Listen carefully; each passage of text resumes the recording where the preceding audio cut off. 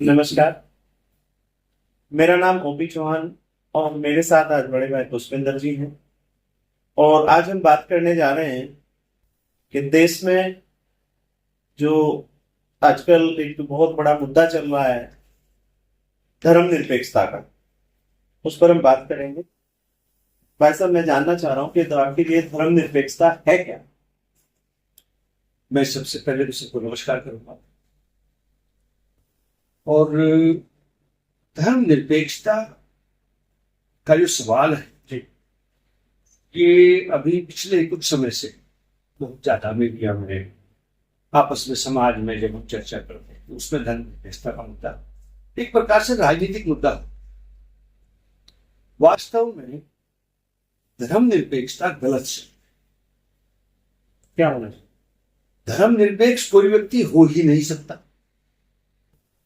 हमारे भारतीय समाज में हर एक व्यक्ति का कुछ ना कुछ धर्म है और एक व्यक्ति का जीवन के अलग अलग काल में कुछ धर्म है।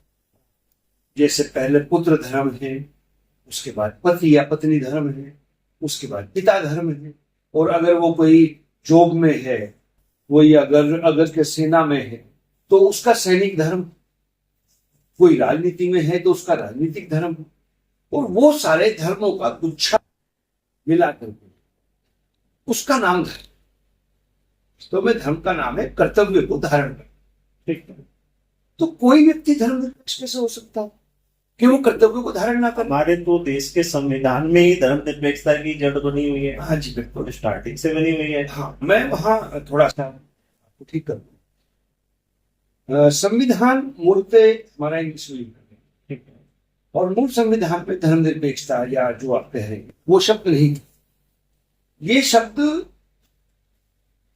हमारा जो है 80 के दशक में जुड़ा, मतलब संविधान में संशोधन के द्वारा जी, जो हमारी प्रस्तावना है उसमें ये शब्द जोड़ा गया और सेकुलरिज्म शब्द जोड़ा। हाँ, इंग्लिश में इंग्लिश का होता है तो इंग्लिश में ही उसमें जोड़ा गया, और उसका मतलब कहीं भी धर्मनिरपेक्षता नहीं। उसका अर्थ है, अगर हम शाब्दिक अर्थ में भी जाए, पंथ निरपेक्ष। और वो एक आग्रह है। अगर आपने प्रस्तावना पर ध्यान दिया तो उसमें ये कहा जाता है कि हम भारत के लोग एक धर्मनिरपेक्ष या पंथ निरपेक्ष या ठीक है समतामूलक समाज की स्थापना के लिए इस संविधान को अंगीकृत करें। यानी वो एक आग्रह है। आग्रह किससे है? राज्य से, कि राज्य पंथ निरपेक्ष रहेगा। यानी जब राज्य कोई योजना लाएगा, कोई कल्याणकारी कार्य करेगा या कोई कानून बनाए, तो वो किसी पंथ को देखकर नहीं करे। अब तो ये दो अलग अलग बातें दोनों अलग कि भारत का नागरिक या किसी राज्य का नागरिक, जो भारत का राज्य उसका नागरिक, वो किसी भी धर्म को अपनाने के लिए स्वतंत्र है। लेकिन अगर कोई राज्य अपना कोई कल्याणकारी कार्य करता है या जनता के लिए, जनता के हित के लिए कोई कार्यक्रम लॉन्च करता है या कोई योजना लाता है, तो उसमें वो धर्म के आधार पे बटी नहीं होगी। आपका आशय क्या है? नहीं, मेरा नहीं। ये मतलब वास्तविक आशय यही है कि ये एक आग्रह, मैंने बताया ना, ये एक आग्रह है। मैं धर्मनिरपेक्ष नहीं हो सकता। मेरे साथ बहुत से धर्म हैं, बहुत सी भूमिकाएं हैं, बहुत सी मूल्य हैं जो मेरे व्यक्ति को नियंत्रित करते, तो मैं धर्मनिरपेक्ष नहीं हो सकता। मेरे कुछ कर्तव्य भी हैं। तो धर्म हमारे यहाँ तो जब तक पुलिस को शपथ दिलाई जाती, हाँ, तो उसमें भी ये होता है कि मैं धर्म का पालन करते हुए अपनी सेवा यात्रा पूरी करूं। धर्म का पालन, यानी कि सर्विस जो वो कर रहा है उसके उस धर्म का, उस धर्म। तो धर्मनिरपेक्ष कोई नहीं हो सकता, कोई व्यक्ति धर्मनिरपेक्ष नहीं हो सकता।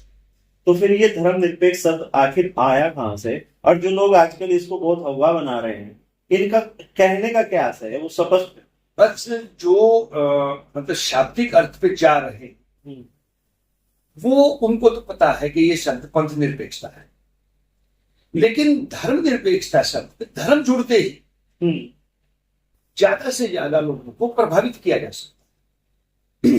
तो अपना प्रभाव छोड़ने के लिए वो धर्मनिरपेक्षता धर्मनिरपेक्षता धर्मनिरपेक्षता ये होगा।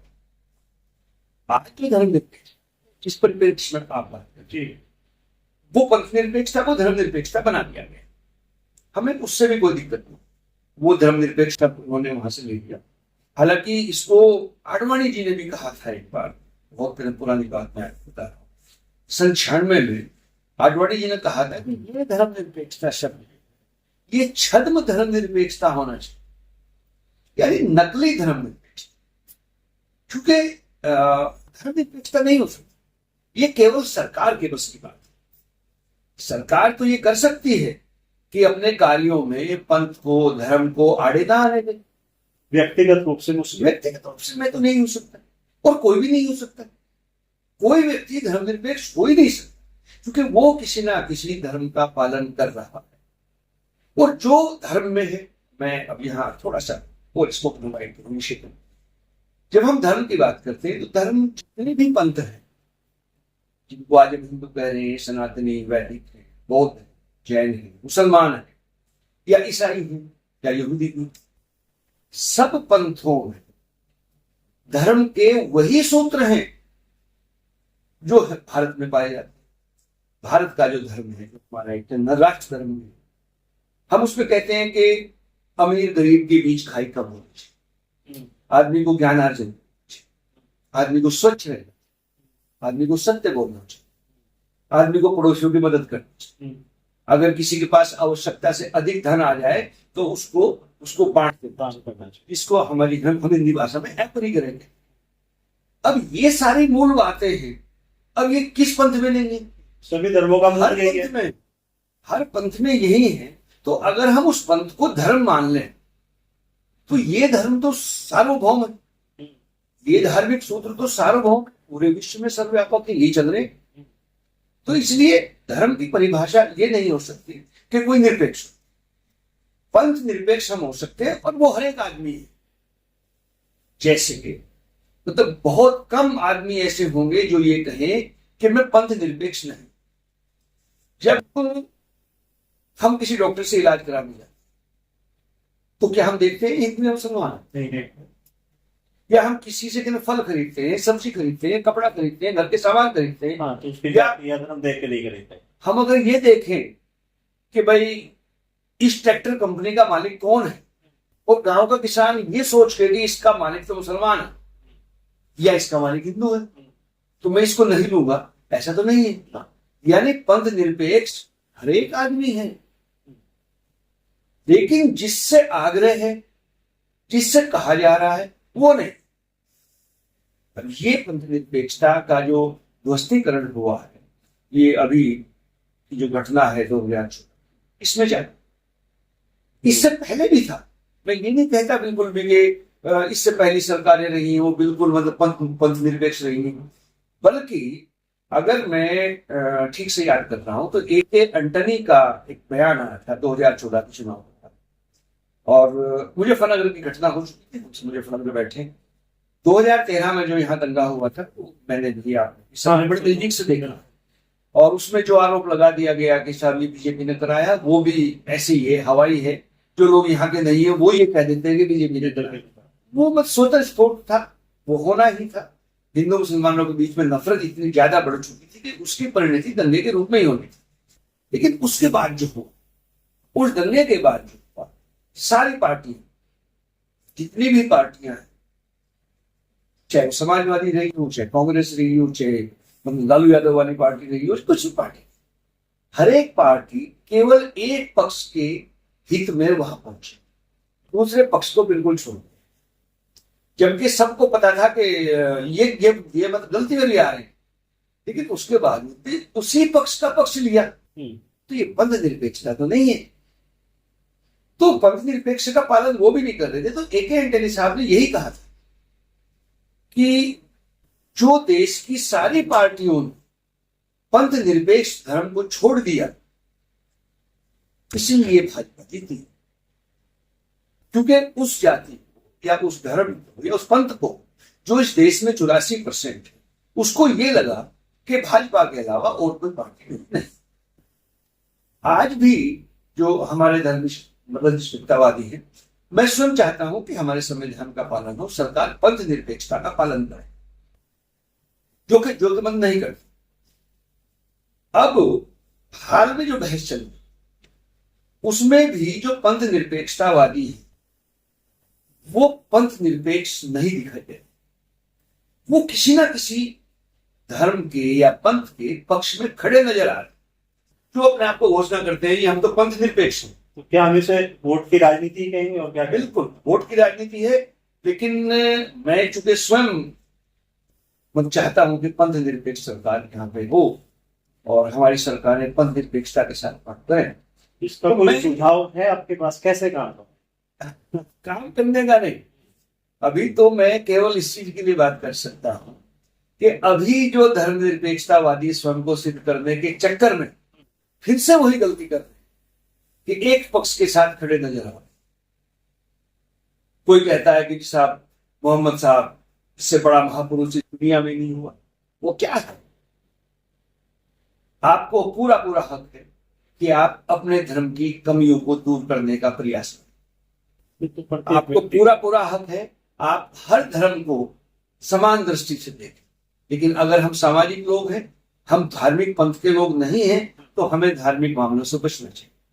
यहाँ पे आके धर्मनिरपेक्षतावादी पंथ निरपेक्षतावादी गलती करते हैं कि वो जब कभी भी एक पक्ष में खड़े नजर आएंगे, दूसरा पक्ष एकजुट हो जाएगा दूसरी पार्टी। ये तो पूरा राजनीति में पिछले जब से देश आजाद हुआ तब से चला रहा है, वो धीरे धीरे धीरे बढ़ता जा रहा है। पहले उसको हम तुष्टीकरण कहते हैं।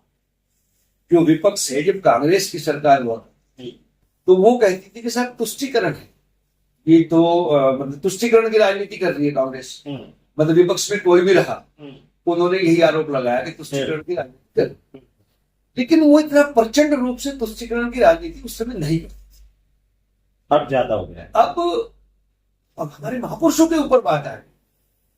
अब जो है, जो मतलब पंथ निरपेक्षतावादी हैं, उन्हें ये घोषणा करने की बड़ी जल्दी है कि हमारा पंथ से कोई मतलब नहीं, हमारा धर्म से कोई मतलब नहीं है, पंथ से नहीं, सॉरी धर्म से कि हमारा धर्म से कोई मतलब नहीं।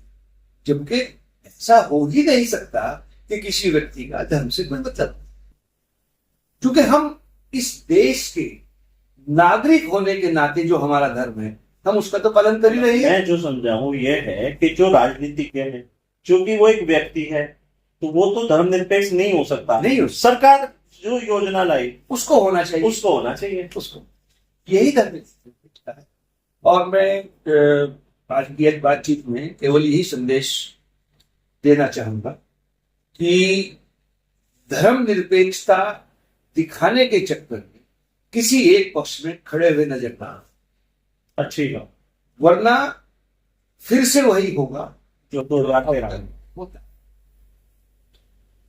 चलिए, बड़ा अच्छा लगा आपसे बात करके, और आप सब लोगों से भी निवेदन है कि इस विषय पर अगर आपका कोई भी क्वेश्चन है तो उसे प्लीज कमेंट बॉक्स में लिखिएगा। पूरा प्रयास करेंगे कि आगामी वीडियो में उस पर जवाब दिया जा सके। धन्यवाद, नमस्कार।